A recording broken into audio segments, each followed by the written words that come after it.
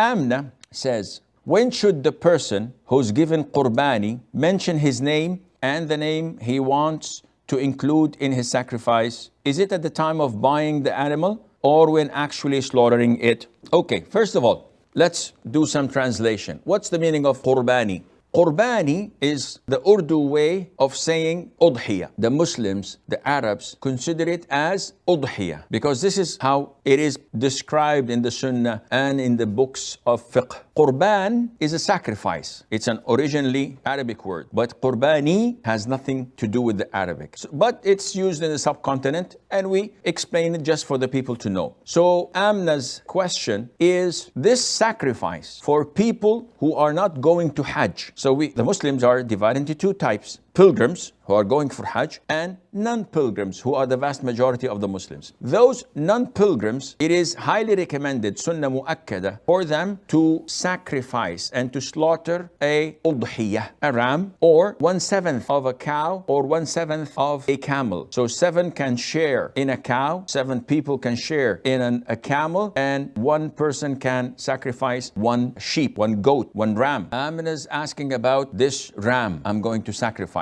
Is it permissible for me to include others in it? The answer is yes, providing those others are among the living who live under your roof. So if I have a big family and I have my children and I have my grandchildren, they all live under my roof. They all eat from the kitchen in the house, which I provide them food, or they may contribute, but it's the same kitchen that cooks the food for all. In this case, 1 sacrifice, 1 sheep, or 1/7 of a cow, or 1/7 of a camel suffices for the whole entire family who live under my roof. As for the dead, I also am entitled to include the dead. So I include in my same ram the living under my roof and those who have died, such as my father, my mother, my grandparents, my uncle, my cousins. Now, when do I have such an intention? Is it when I buy the ram from the souk, from the market, or when the actual slaughtering is done? The answer is when the actual slaughtering is done. However, do I have to say it? So before slaughtering or before the butcher starts to slaughter, I say, listen, this is on behalf, and I get my list on behalf of so and so and so and so and so and so. Do I have to do this? No. Is it a sunnah? Some scholars say yes, because the Prophet used to say, this is on behalf of my family and the ummah of Muhammad. So uttering it is just a sunnah. It has nothing to do with the validity of your sacrifice. It has nothing to do with your intention. So what counts is my intention. So if I just go to the butcher and I say, listen, this is my sacrifice, slaughter it for me, and I don't tell him on who is it, this is sufficient. All what I need to know is that I personally know who is it intended for, and this would suffice, inshallah. I'd like to add, if I may, there are no callers, so I can afford that. A lot of the brothers and sisters in the subcontinent take it religiously upon themselves that slaughtering a qurbani or the udhiyah is mandatory upon each individual. So you see a household with 10 people living under the same roof, under their father's roof, and they insist on slaughtering 10 sheep every single year. And this adds a lot of burden upon them financially. And it is not part of the sunnah. The sunnah is to slaughter 1. This is sufficient and does the job. Now, if you're a millionaire or if you are well off and you'd like to slaughter more, this is okay, no problem. But to believe that it is an obligation upon Aisha and Fatima and Khadija and Asma and about Muhammad and Abdullah, all the offsprings and the siblings living in the same house,